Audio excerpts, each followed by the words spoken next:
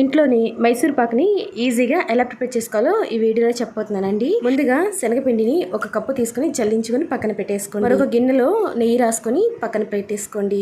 ఒక గిన్నెలోకి 2 కప్పులు పట్టుకుని నూనెను పెట్టుకుని మంటని లో ఫ్లేమ్ లో పెట్టుకుంటూ వేడి చేసుకుంటూ ఉండండి. ఇప్పుడు పక్కన గ్యాస్ మీద మరొక బండి పెట్టుకుని అందులో 2 కప్పులు పట్టుకు పంచదార వేసుకుని 1 కప్పు నీళ్లు వేసుకుని తీగపాకం వచ్చేదాకా చేసేసుకోండి. ఇలా తీగపాకం రాగానే మనం చల్లించుకున్నటువంటి శనగపిండిని వేసుకుని ఉండలు లేకుండా బాగా మిక్స్ చేసేసుకోండి. ఇలా మిక్స్ చేసుకున్న తర్వాత పక్కన గ్యాస్ మీద వేడి చేసుకున్నటువంటి నూనెని ఈ శనగపిండిలోకి ఒక్కొక్కటి వేసుకుంటూ మిక్స్ చేసేసుకోండి. ఇలా ఒక గరిటె నూనె వేయంగానే బాగా మిక్స్ చేసేసుకోండి. ఈ శనగపిండి అనేది ఆయిల్ ని పీల్ చేసుకున్న తర్వాత మళ్ళీ ఒక గరిటె వేసుకొని మళ్ళీ ఇలా మిక్స్ చేస్తూ ఉండాలి. అలా ఈ శనగపిండి నూనెని వదిలేదాకా ఇలా మిక్స్ చేస్తూ ఉండండి. మంటని మాత్రం మీడియం ఫ్లేమ్ లో పెట్టుకుంటూ ఉండాలండి, అది గుర్తుంచుకోండి. ఇలా మిగిలిన నూనెని కూడా లాస్ట్ లో వేసేసుకుని లైట్ గా ఒకసారి కలిపేసుకొని మనం నెయ్యి రాసుకున్నటువంటి గిన్నెలోకి వేసుకుని 2 మినిట్స్ అలా వదిలేసి చాకుతో మీకు నచ్చిన షేప్ లో కట్ చేసేసుకొని పూర్తిగా చల్లారిన తర్వాత డిమోల్ చేసేసుకోవడమే. అంతేనండి, గుల్ల మైసూర్ పాక్ రెడీ.